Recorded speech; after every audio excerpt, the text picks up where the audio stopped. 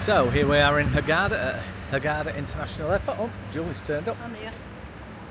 And today we're going to give you a little look around Hurghada Airport for departures and a few tips on arrivals. So come and join us.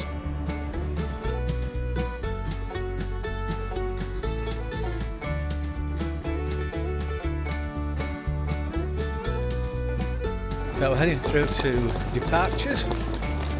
The entrance to departures here.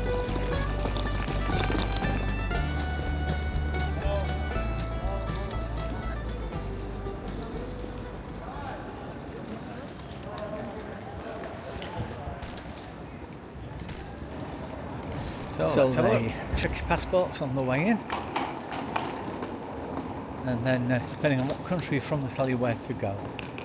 So we're checking in on the left for EasyJet to Manchester. So the departure hall where you get your tickets for the flights, and behind Julie there is the security, the search area, so all your bags and everything go through like that. So that's how we do it. Even met the babies go through all your bags, watches off, check your passports a couple of times, and then you go check in. So let's go check in.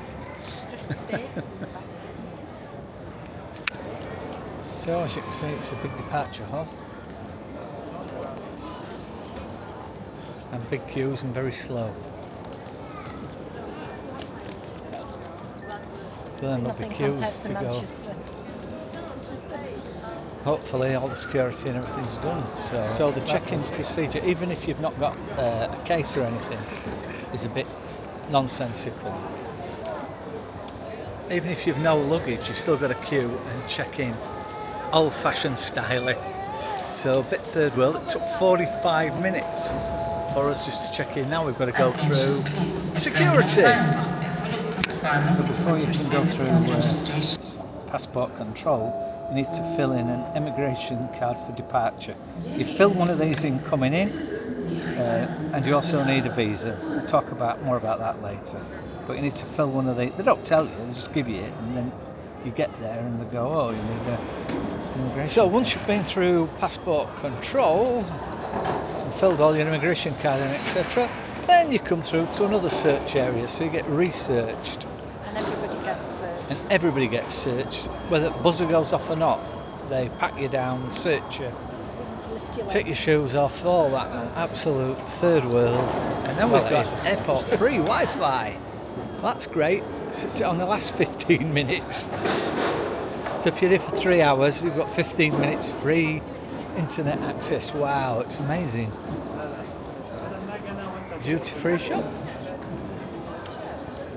And duty-free perfumes. So it's actually quite a nice airport. We've got a Burger King evidently, lots of little shops.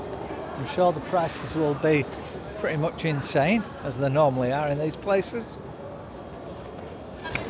So it took an hour and a half to get through, get your tickets and get through security. It's you can't use your phone. If you've got your ticket on your phone, they won't allow that. They have to print you a ticket out. Everything gets multiple stamps.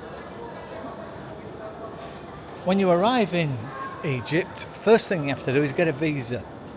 So a visa is $25 US or £25 sterling, amazingly. So if you come into Egypt, bring $25. If there's two of you, you'll need $50. If it's a family of 2 adults and 2 kids, you'll need $100. No exceptions. So the airport is actually very nice, modern. Just everything to get into it is from Dick's day, probably from the 1980s. Bit of a nightmare. I was going to say I've been in worse, but not many. I think the airport in Oman is worse. I believe it was Sri Lanka where they empty your cases and search them. That's your main cases. And they do this very similar thing in Oman. The security guards open your cases, your main luggage, go through it all. It's lovely. But better safe than sorry, I guess.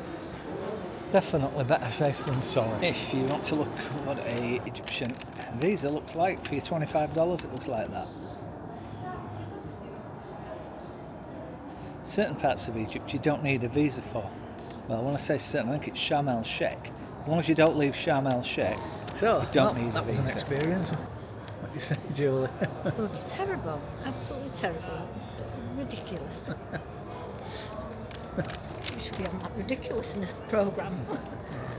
It was a bit harrowing, since everybody from all different countries are trying to get through like 4 checkpoints for 8 or 10 or 12 flights.